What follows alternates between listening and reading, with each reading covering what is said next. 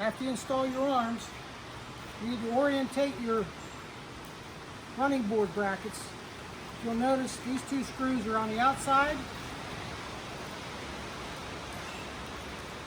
The other ones, they're on the inside.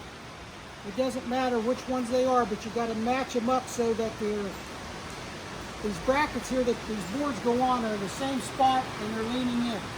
Once you got them in place where you think you're going to need your jet ski put, lock them in, drill your holes, put your washer plates on, your nuts and bores, tighten them down. This part is done.